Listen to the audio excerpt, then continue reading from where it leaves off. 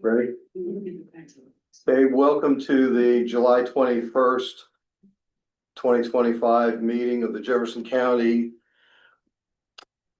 Board of Tourism. Let's open our meeting with a pledge of allegiance.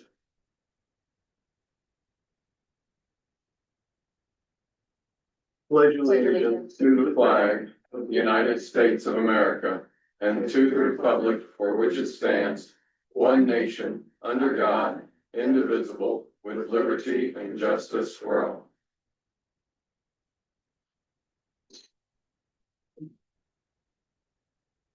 Okay.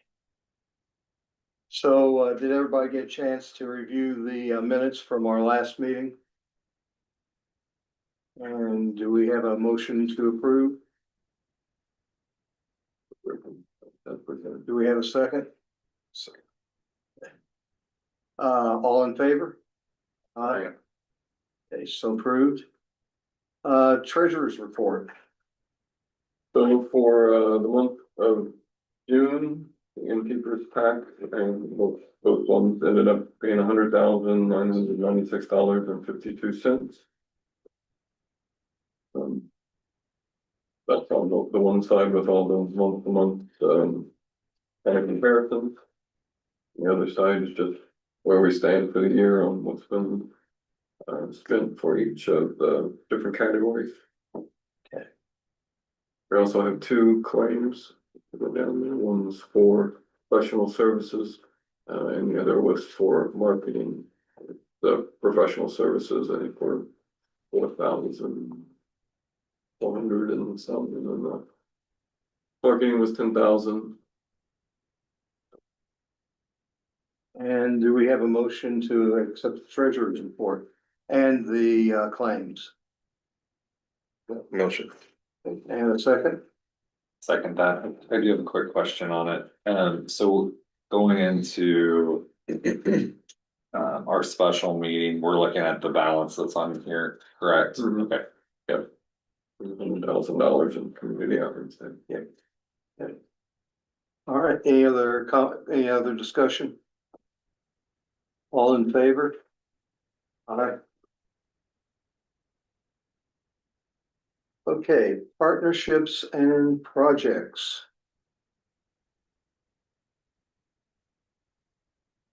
Do we have some folks here that want to report on projects that they've done with funds in the past? I do. Does anybody else? No, I don't want to get you. I don't want to jump in front of you. You have the floor. Just wanted to thank you again for helping to finance Juneteenth celebration. We all know that Juneteenth marks the end of slavery in the United States and commemorates African American freedom. It's a federal holiday, but a lot of people don't know this. So we use that Juneteenth weekend for education as well as celebration. On Saturday, we had 125 pre-registered runners and walkers. We even had a lady from Iowa. Her friend called her and said, "Why don't you come do the 5K, Juneteenth 5K?" She hopped the plane and flew up. Yeah, Wow. yeah, I know that's crazy, but we were excited. We had 125 pre-registered runners and walkers, 15 that signed up that day, 8 children and 35 volunteers. Every runner and walker received a shirt like the one I've got on that has your name on the back, and also received one of these awards. Pass that around. It's George D. Baptiste, and so that's in Iowa now. Yeah. Oh, it's in Iowa. Yeah. It's in our hand right now. There are in Indiana, Kentucky, and Ohio. Because we had people sign up from all those places, it was just easy to track by their applications online. And then on Sunday, and I think that was just because we had improved marketing because of the funding that we received. On Sunday, The 22nd, we had a picnic on the Lanier Lawn. And it was focused on knowing your history, using a Juneteenth wheel for education that we used some of the money for. We had food trucks, vendors, the Walnut Street Blues Band, DJ money for our DJ. There were 25 people out there on the lawn dancing in that 90-degree heat. And they learned, except for Bob Dimery there, and they learned several line dances, including boots on the ground.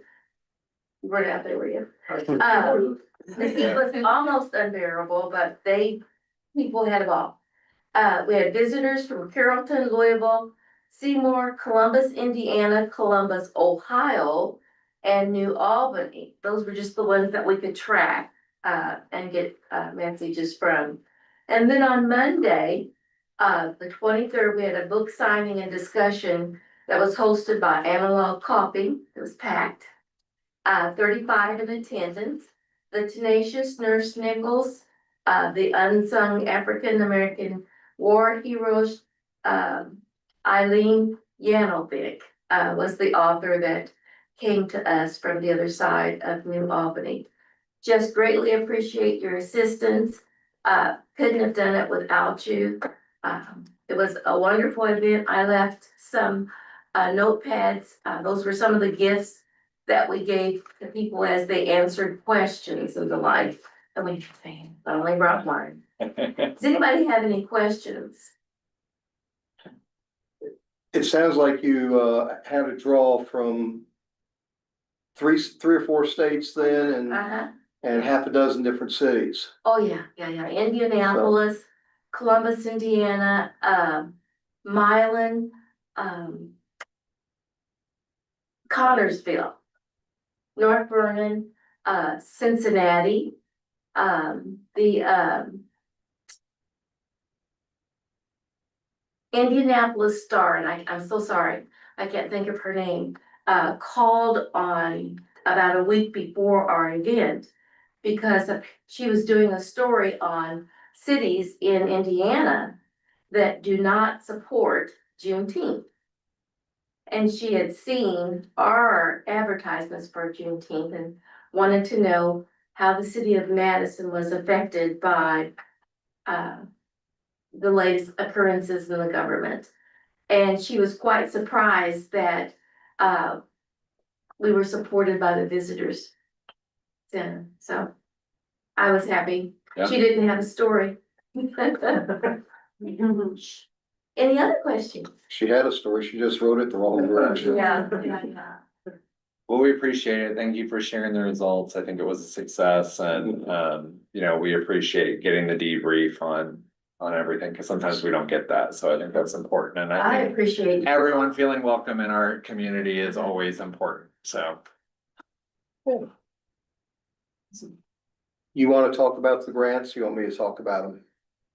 No, I could talk about them. So this last round of grants, you have to get your application in by August 4th.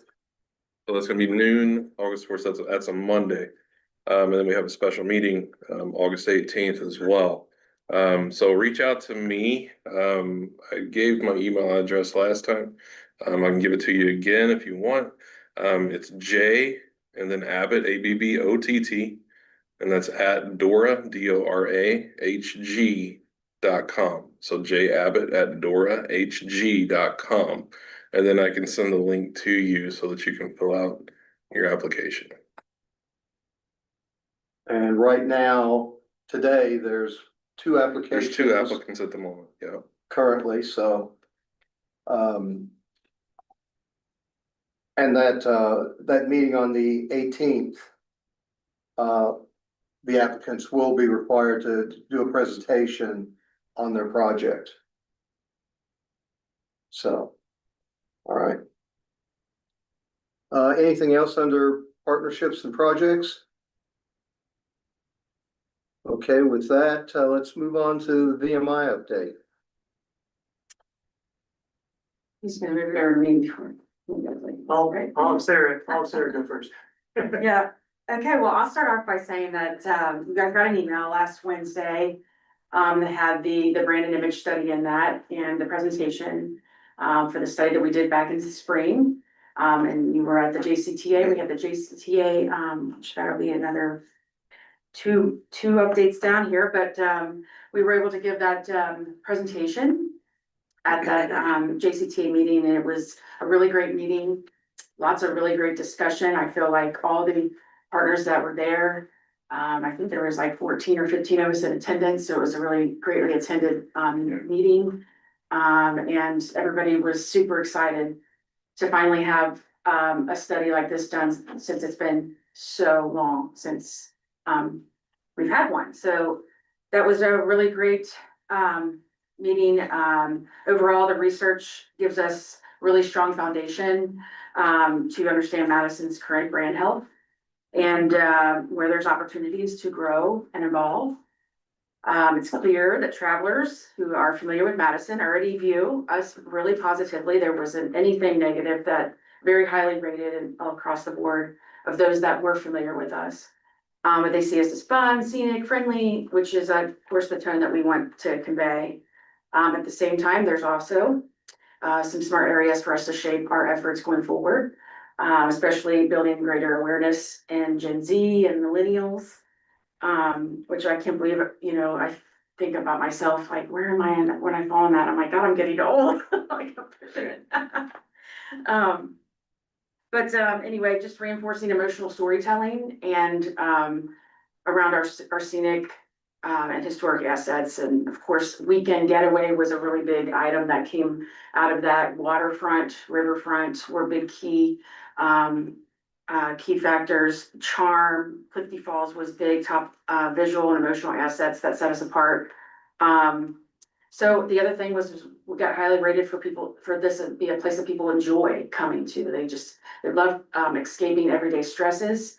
And so in the recent year, we've introduced, tapped into wellness tourism and what businesses are really, highlighting things that people can do. They come here and just relax and deep, disconnect. And so, we're already tapping into that, but excited to further that messaging.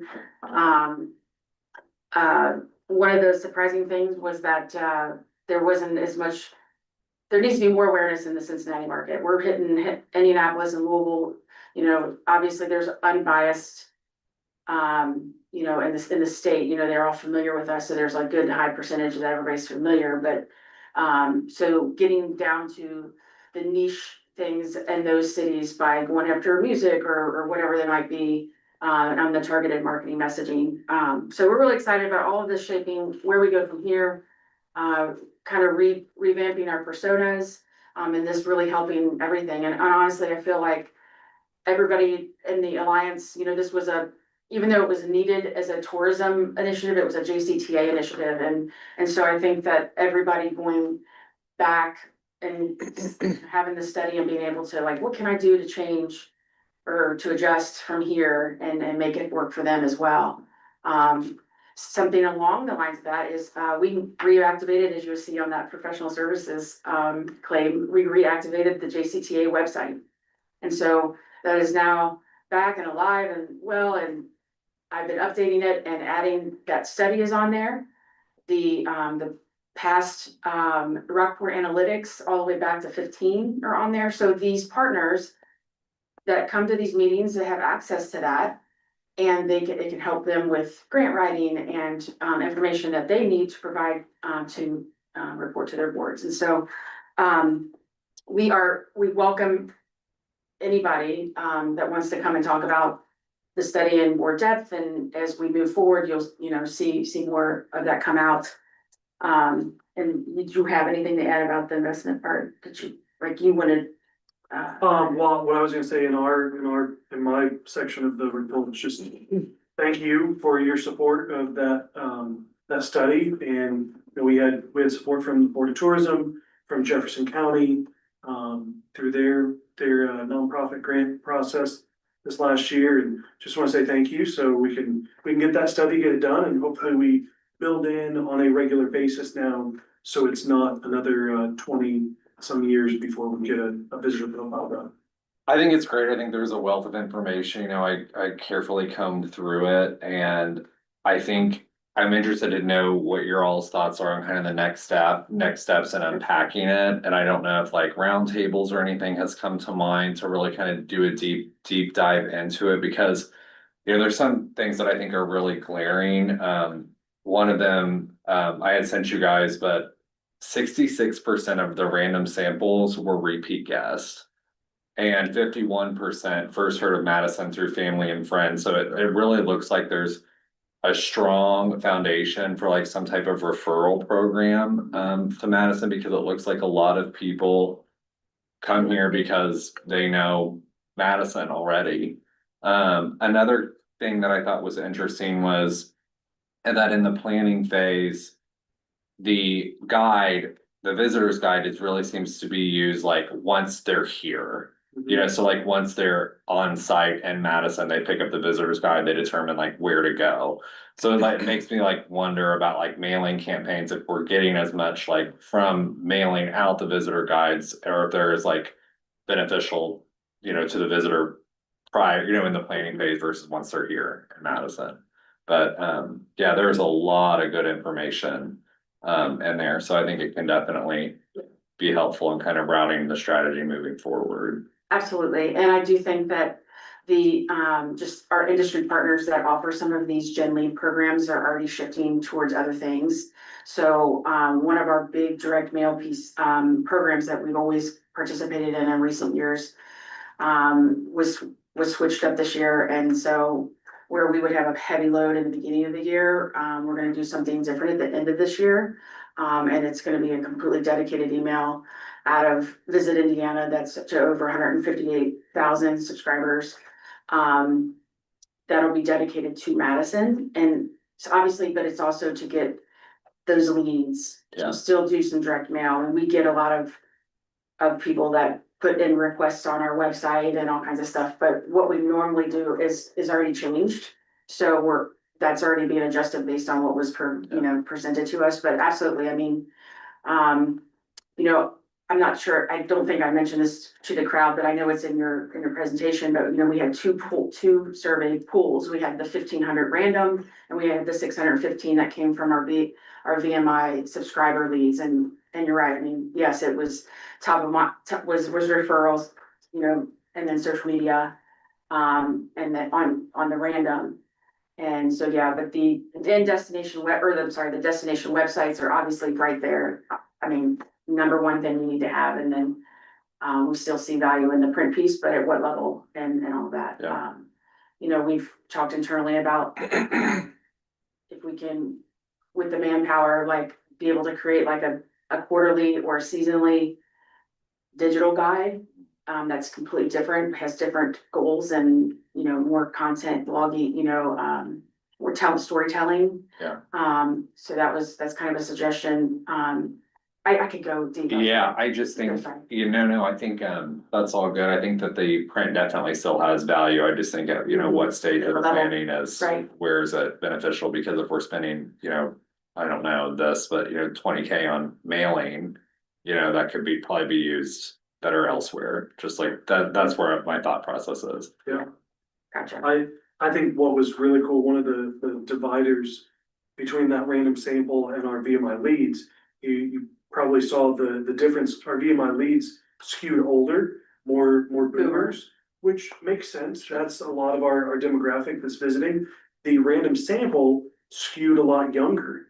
And they showed a great interest in coming to visit, because of those, the authentic, the charming, it's not like anywhere else. And so what's really cool is seeing not only getting some of that data about who our current visitors are, but looking at that, the millennial, level age and those demographics, and seeing what they are most interested in as well. So we kind of got, both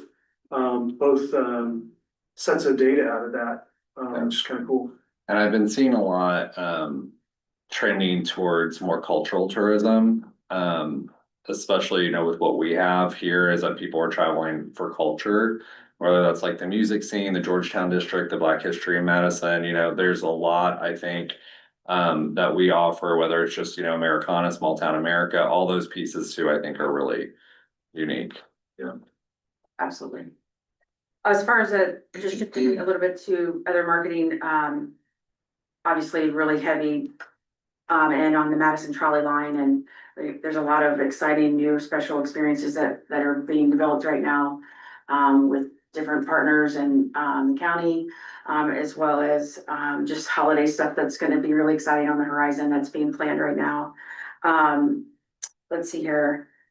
We have a couple content creators coming, working on those plans. Everything from website and social, from a digital standpoint, really is just outperforming last year, really high rates. And so I will give you my final report when I finish it for this coming Monday's board meeting, so that you guys have all these numbers and stuff. But I'm excited to share that, really in deep with, Chautauqua marketing right now, as well as, vetting and, looking at different media buys and proposals for nights, as well as Chautauqua and Visit Madison. So lots going on, as always. You have anything All for right, us? yeah, I got a few quick hitters. Just wanted to report again on the comfort station. I know I mentioned that the last time. That is going really well. It's again one of those win-win-win for visitor, resident, Visit Madison, the city. That's been a really good project that continues to go well. We get feedback from the visitors, from community members, and the staff that's there 7 days a week now. And so that's been really positive. They've been able to refer restaurants, stores, experiences, tours, things that people come in and they just wanna ask. So that's been really good. We are in the process of hiring the group tour sales person, and hopefully we'll have them in place in August, probably by the next JCBT meeting. Maybe be able to have them come and introduce themselves. Andrew, how many applicants did you have, Bill? We had, I've kept the application open as we've gone through this interview process. I think we're up to 35, 37 now. That's a lot of interest. Of those, we probably had 10 to 12 that were, Good. Really serious, and then we've interviewed, 5 or 6. So, we got another one this week, and so it's been a good, Awesome. good process. So I'm excited about getting that person in place and Same. getting them to work. And I know you're excited Oh, about I'm that excited too. about it. So, excited about that. We have American Cruise Lines, that has visited so far 4 times.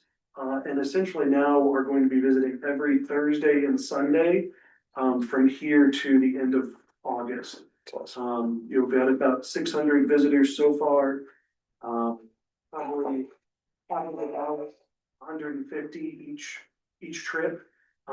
This group, American Cruise Lines, is more interested in the experiences and the excursions, the paid excursions. So, for example, the Lanier Mansion was on a free route for the guests.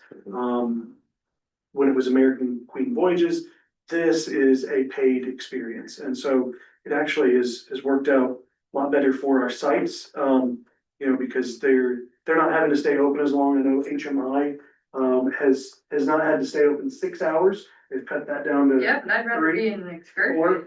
So So. we're working with them. It's been interesting. Are they taking the trolley? We have a couple trolley excursions in the morning. And then there's a walking tour in the morning. There's an excursion in the afternoon for Lanier. And they also have a free loop in the afternoon. So, it's been interesting. I think Jess will say that too. We're working with American Cruise Lines. They've had some bumps as they continue to ramp up their Ohio River cruises. But I appreciate the fact that they're here 14 times this year, and we get a chance to show off Madison.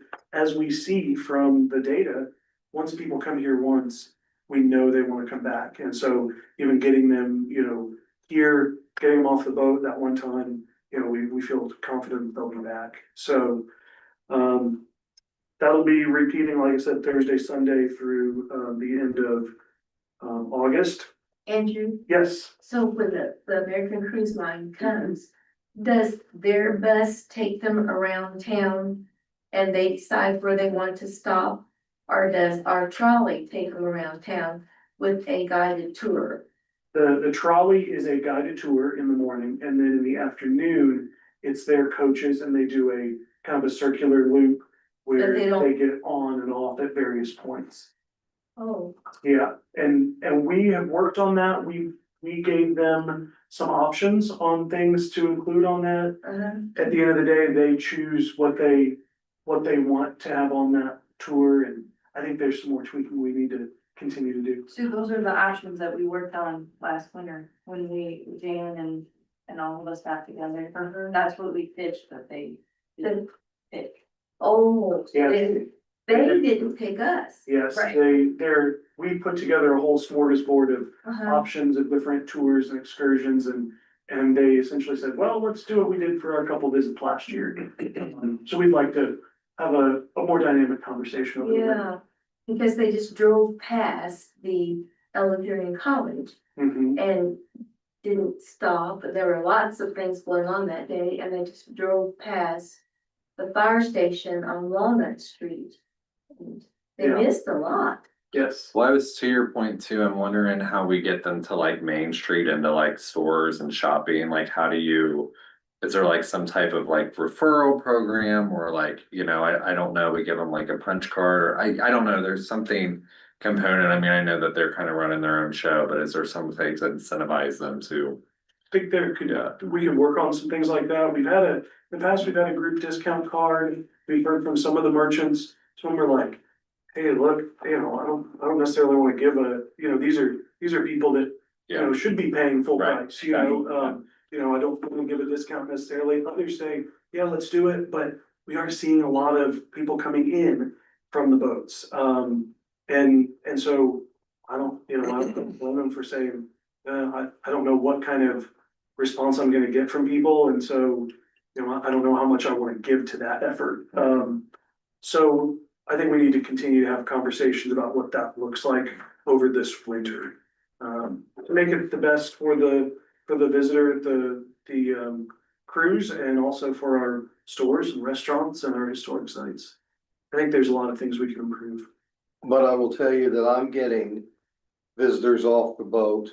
Some of them are guests and some of them are staff, Mhm. but I'm getting visitors off the boat just about every time that it stops. It may be two, it may be six, but it's not 100. Maybe 2, 6, 8, something like that, but I am seeing visitors every time they stop. Yeah. Again, some of them crews, some of them guests. Yeah, and some of it takes their excursions director on board. A chance to come here once, see what kind of thing we have to offer, because then they can sell it on board a lot better Sure. to the guests. Once they've been here a couple times and they can say, yeah, go rent a golf cart, or I went up to a store on Main Street and really loved it. We have to have that kind of buy-in from their staff on board. Every time they're here, we drop off visitor guides, so they have those, they can hand them out before they even get here and people can kind of plan their trip. Is there a proactive outreach to them prior to, To coming American here Cruise to, Line, to yeah, guests? to say, hey, look, this is what we have, this is what we recommend when you get here. This is kind of an itinerary for you all. If you end up popping off the boat, go to this spot, this location. I mean, is there something that they have or are they just flying blind? We have tried, American Cruise Lines gives out a map that has some things that they've chosen, we give them suggestions of things to put Right. on there. They choose, what they wanna put on this tear-off sheet, and it has a map. We have heard from some of their guests that the map is not all that helpful, it doesn't have street names on it. Is there something that you all can come But up also with? there to is a provide? QR code that we provided. We have a webpage that is a unique manifest just for them, Right. for when they're here, that only they can get to with their QR What's the code. demographic that you're seeing off the boats? 50 to 80 years old. So doing QR codes is probably, Yeah, I'm wondering, can you equip them with the visitor guide to put in the stateroom like beforehand? Yeah, that they so we keep, every time they get here, we give them a box for their next Oh, Great. okay. And so they're trying to circulate those. But yeah, Yeah. it's hard to get, what I'd love to do is get somebody on that boat in Louisville, when they load up and do I was, hey, you I was know. trying to get on that sucker, but Yeah, you know, yes, yeah, we'll put Josh on there and Yeah. have him tell about Madison, I'm but good with it. you know, or get on in Because they did Cincinnati Pittsburgh and, back. and ride back, and, you know. Whoops. But they control a lot of that pretty understand. closely, so. It And they makes- want it to be uniform and. Just so you know, Old Time is on that loop, so Beth sees people.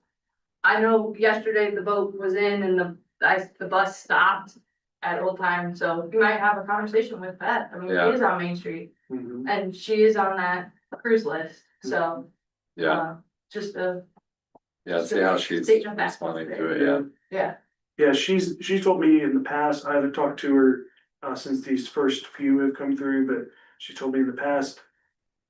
You know, it's pretty hit or miss, a lot of the people, you know, they have limited baggage space, you know, they're not gonna be buying anything big. Oh, yeah, she did tell me that. She said And that. so there's, you know, and with that demographic, you get people that have a house full of stuff, you know, they're looking to get rid of stuff, not necessarily acquire more. So we're fighting some things on, you know, with just the clientele, so. But like I said, they come here once. That's true. Guys to come back. There's a boat stopping in October, correct? Yeah, we've got the Celebration Bell, that'll be here and we're loading a lot of people on here and then taking a. Do you know any information about that? Is that gonna be residual or is that just a one-time thing? As of right now, it's one time, but, I think that's because this new America's First Roots Festival is back in its first iteration since being tall stacks. And so I would hope we can get that. I hope so. Every year. It's 30 rooms on my end and I Yeah. had 3 other people call in. I just couldn't take them. Yeah. But there's a lot of buses coming this direction during that time. Yeah, our ticket sales for that have gone really well. That's awesome. You know, we've got guests coming in from out of town staying at Mhm. hotel. We also have sold some tickets for people that want to just get on here in Madison, transported back to Madison. Those have been people from all over the region who are coming for that. And, that's, I think, a great opportunity. I've been pleasantly surprised at how well those have sold. Awesome. We're staying overnight. So American Cruise Lines, I'll hit on just a couple other things.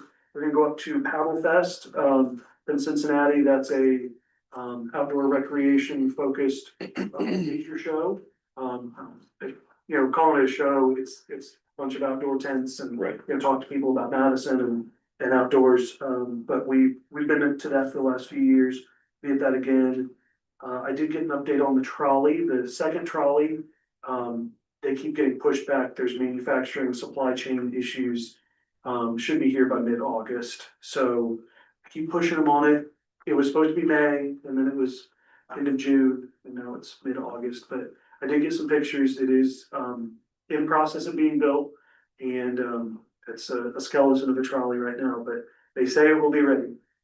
So I want to make sure that I update you on that.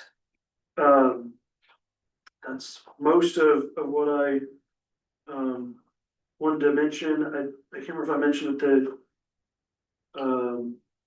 at the beginning, but occupancy continues to be down slightly for the year. Placer data, has shown it too. Placer data is down slightly for the year. We are seeing mixed results on our tours. We talked about it in JCTA. We're getting some really random days that are really, really good on tours and other days, not so great. So, we're trying to find some patterns in that and we aren't seeing it just yet. So, watching those carefully. Thank Anything else on the Tourism Alliance? Andrew, you wanna go, you want me to go? I'm good. I've talked a lot. Why don't you give your take? Okay, well, so you heard most of it already, that was well attended, Sarah told us all about the, study. We did our usual going around and talking stuff, and talked about what everyone is working on. I do think that it is, really great that we have that survey, and I think almost everyone that was in attendance was really appreciative of that. So it really is a alliance win in that category for us. I mean, that data I took back to John and our board, but I know that almost everyone that was at that meeting is doing a version of that same thing and really trying to figure out what's next. So it was a great Tourism Alliance meeting, and we scheduled our next one for October 22nd. 22nd. Yes, October 22nd at the Historical Society. So there you have it.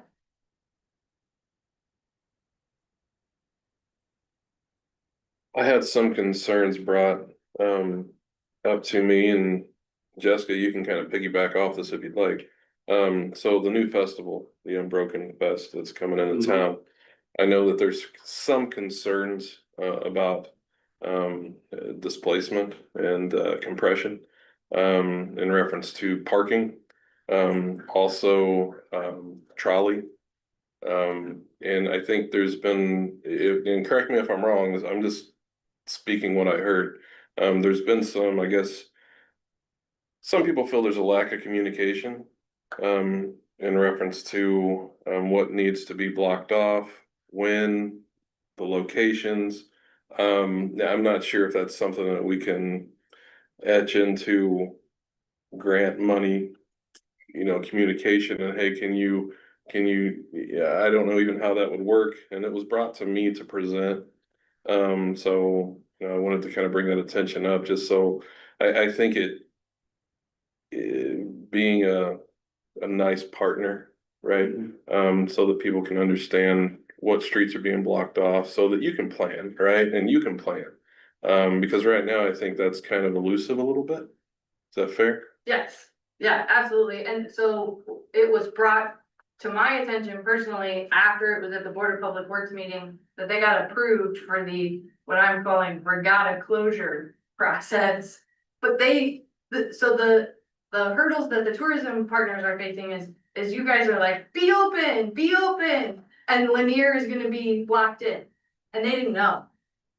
And the Shrewsbury Windlaw House is gonna have access restricted, and no one told us.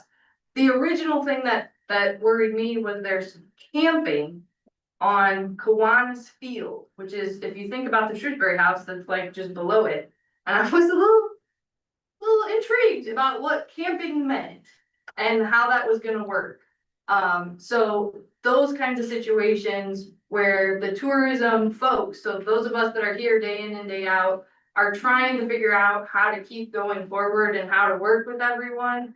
We're not getting information from these festivals. And it's a profit loss situation for us. Like, if there are really 20,000 people at Bicentennial Park, I can't have a tour at the Shrewsbury House. That's a loss for us. And so when you think about given the money and how our community is operating, are we really all working together to make that happen? And this was just the most recent occurrence of that. And just thinking about, could the Alliance help in some way? Could the Board of Tourism help in some way? To bring us together to figure out a communication plan or something so that we all know what's going on and we can adjust. Okay, now their road closures should have been approved by Board of Public Works. And that information is publicly available. Go look. I can call Gina and have her copy me on it. If you want to shoot me an email tomorrow. I already know it, I found it. Oh, you found it now? Yeah. Okay. Once it's in the Board of Public Works, I can go watch the thing, but I didn't know. Jim, is there a site map or anything that the Broken Circle, the festival itself has to provide? They have to provide a site map or a verbal description of what roads are gonna be closed at what times throughout their event. And I get, that's the city's doing and that's all of that. What we were just discussing at Tourism Alliance is how to get everyone in tourism to communicate. Cause even on Unbroken Circle's website, they have a beautiful map. That's where I saw the camping and the Kiwanis Park thing. But it's not clear. I asked for clarification and was told it was the regatta closure, and so Poplar Street would be closed. But just being mindful of that going forward. This is a different kind of festival than we've had before. They're new, they're not people we know, so to speak. They're new to our community. And we just don't wanna set a precedent where you just blow past everybody that's there to do your event in spite of everyone else. So, and I'm not saying I can't be close. It could be okay. I could be okay with having a weekend off. That's not what I'm saying in any way. It's just communicating that so we can plan. You know, I get my schedule out, you guys see it, I send it to you. It's at least 15 days before that month. So those sort of things that we can do to communicate together and prepare everybody. I think that conversation brought something up that we've got a lot of the representatives at Tourism Alliance for static organizations and events and activities.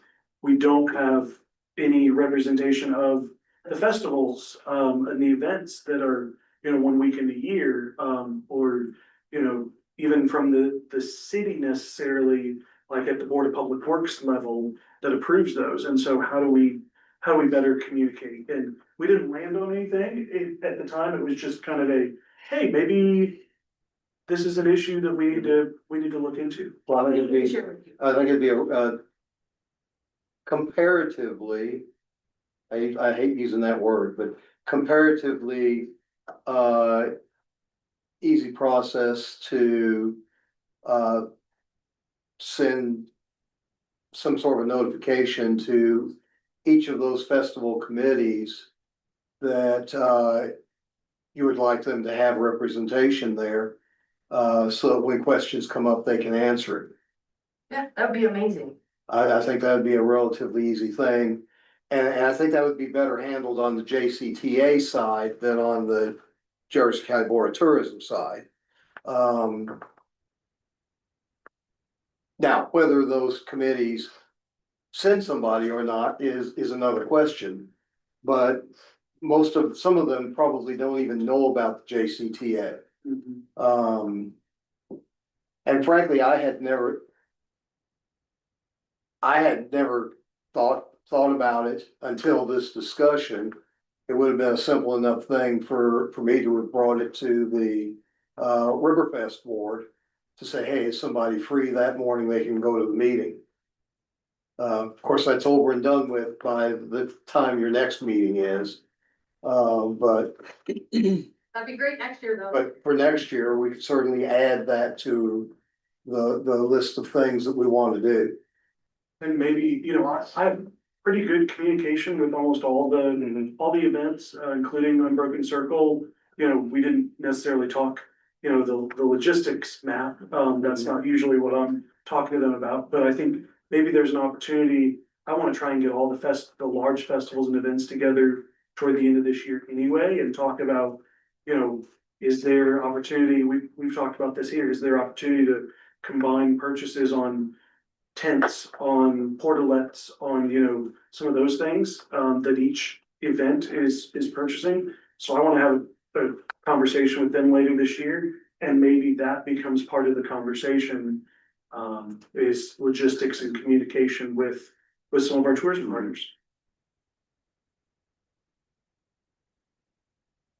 That's probably between a note from JCTA and a meeting with BMI, that's probably the easiest way to handle that. Rather than this board trying to handle that. And I don't see it being a grant thing. I see it more being a community representative request. Makes sense.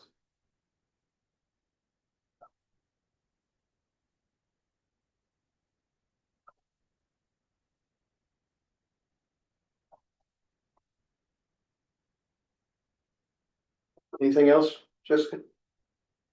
Not on that, but I do have one, public question. You guys are still missing a board member. One day, you're not gonna have a quorum.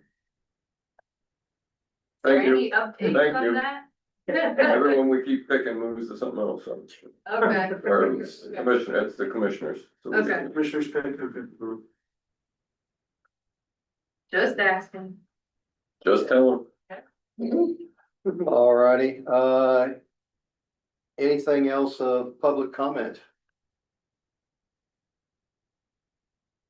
I've got one quick one,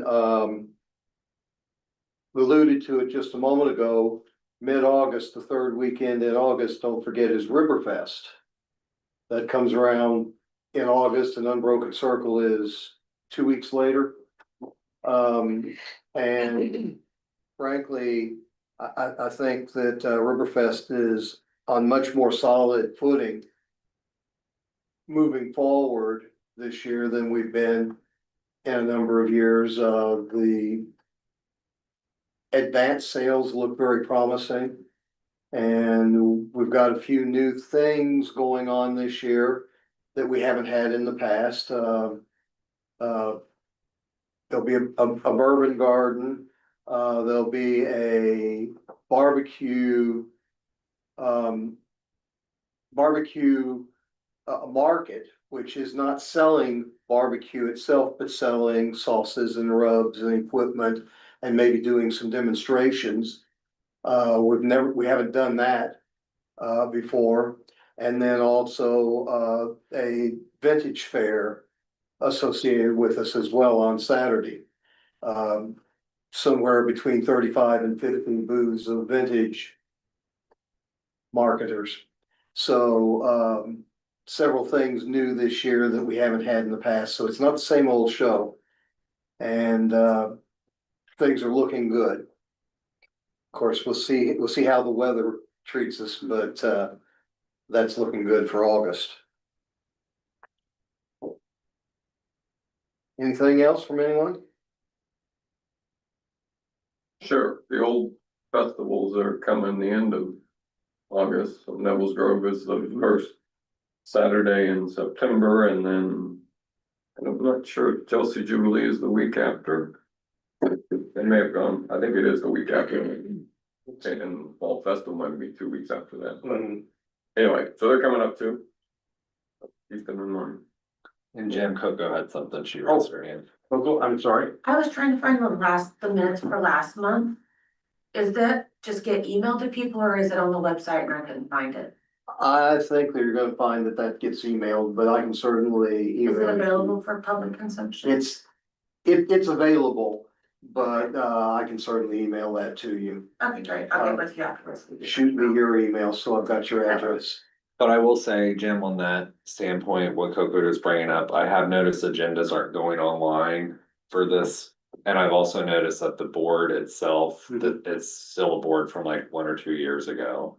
So it's not been updated for some time. Okay. So they won't update it unless we send them an update, or so. Okay. Just to let you know, I mean, the county's kind enough to put it out there, but people from the board need to talk to them about. Okay, updating. who do we need to talk to? Sarah Alexander and the commissioner's office. Sarah Alexander. I have one other question. How do I get a copy of the brand, survey that you guys did? Brand and image, yes, study, we've got that and, Can you email it? I think Sarah, yep. I don't know if it's too big to email or might have to do a. I think it is. I think you guys got it. Yeah, we got it. I Okay, can email it to you. Awesome, thank you.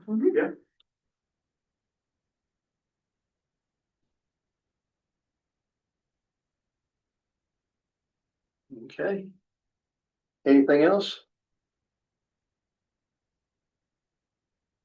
Do we have a motion to adjourn? Quick reminder. We've got three dates in August that everybody needs to keep in mind. First being August 4th, that's the date that grant applications are due in. The second date being August 18th, which is when applicants need to present their project to the board. And then the following week, which will be August 25th, we have our regular meeting, but that's also when grants are presented to the projects that have earned them. And I believe we have $100,000 allocated for this round.